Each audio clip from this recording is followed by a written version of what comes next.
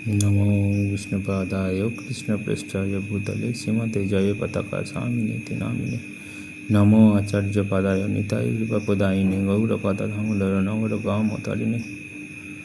তো আমরা যে ভগবান নৃসিংহদেবের লীলা কথা শুরু করেছিলাম, আজকের তার পর্ব 11।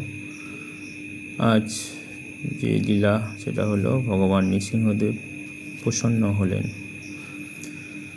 তো ভগবান বললেন, হে প্রহ্লাদ, আমি প্রসন্ন হয়েছি, আমি সমস্ত লোকের বাসনা পূর্ণ করি, সুতরাং তুমি আমার কাছে তোমার অভীষ্ট বর চাও। প্রহ্লাদ বললেন, হে ভগবান, আমি এমনিতেই অসুর কুলে জন্মেছি, তাই স্বভাবেই জড় সুখ ভোগে আসক্ত। দয়া করে আমাকে বর দিয়ে প্রলুব্ধ করবেন না। যেহেতু এই জগতে সবার হৃদয়ে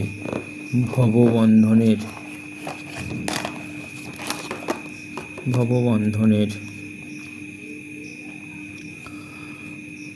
মূল কারণ স্বরূপ কাম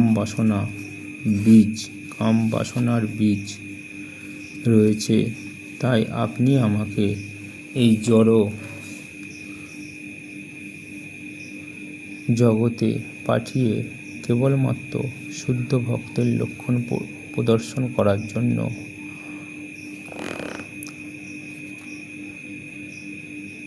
পাঠিয়েছেন, কেবলমাত্র শুদ্ধ ভক্তের লক্ষণ প্রদর্শন করার জন্য। যারা ব্যবসায়ী ভাবাপন্ন, তারা আপনাকে কিছু দিয়ে বিনিময়ে কিছু পেতে চায়। জড়বুদ্ধি ভিত্ত, তারা প্রভুর সেবা করে বিনিময়ে প্রভুর কাছ থেকে জাগতিক বস্তু পেতে চায়।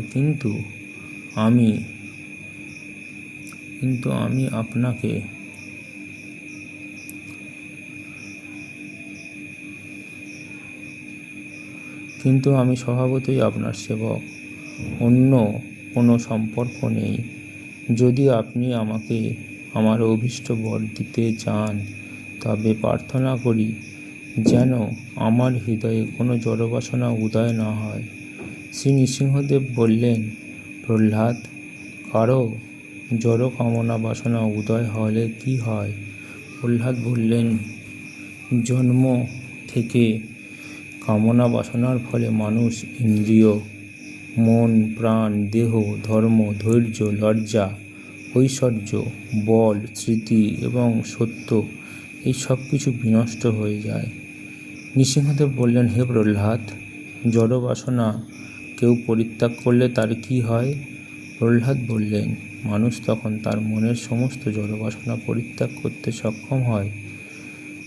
তখন সে তার আপনারই মতো ঐশ্বর্য লাভ করার যোগ্য হয়, সে তার চিন্ময় শাশ্বত বস্তুর অধিকারী হয়। নৃসিংহদেব বললেন, হে প্রিয় প্রহ্লাদ, তোমার মতো ভক্ত ইহলোকে বা পরলোকে কোনো জড় ঐশ্বর্য বাসনা করে না।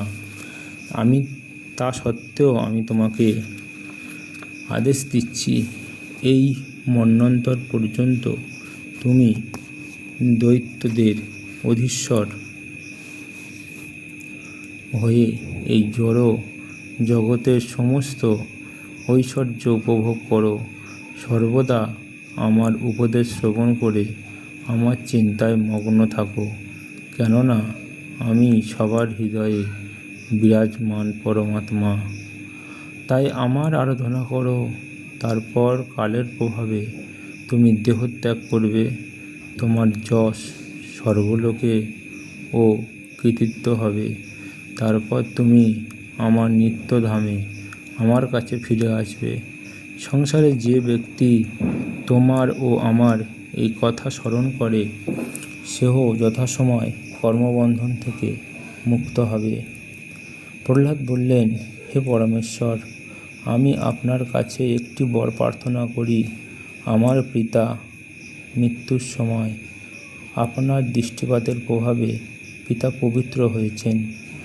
তিনি আপনার মহিমা সম্বন্ধে অজ্ঞ থাকার ফলে ক্রুদ্ধ হয়ে আপনার প্রতি প্রত্যক্ষভাবে বহু নিন্দা করেছে এবং আপনার ভক্তের প্রতি মন্দ আচরণ করেছে, সেই সমস্ত দুস্তর পাপ থেকে আপনি তাকে পবিত্র করুন। ভগবান বললেন, প্রহ্লাদ, তোমার পিতা পূর্বতন 21 পুরুষ সহ পবিত্র হয়েছে, যেহেতু তুমি এই বংশে জন্মেছ। যার বংশে ভক্ত জন্মায় সেই বংশের মানুষেরা পবিত্র হয়ে যায়। শুধু তাই নয়, যেখানে মহাভাগবত ভক্ত বাস করে সেই দেশও পবিত্র হয়ে যায়। প্রহ্লাদ, তোমাকে যে অনুসরণ করবে সেও শুদ্ধ হয়ে যাবে। যদিও তোমার পিতা মৃত্যুকালে আমার অঙ্গ স্পর্শে পবিত্র হয়েছে, তবুও পুত্ররূপে তার অন্ত্যেষ্টিক্রিয়া সম্পাদন করে পিতার রাজ্যের দায়িত্বভার গ্রহণ করো। ভগবান তারপর ব্রহ্মাকে বললেন, হে ব্রহ্মা, কখনো ঈর্ষাপর ক্রূর স্বভাব ব্যক্তিকে না বুঝে বর প্রদান করো না। তারপর দেবতারা নৃসিংহদেবের জয়গান করতে লাগলেন।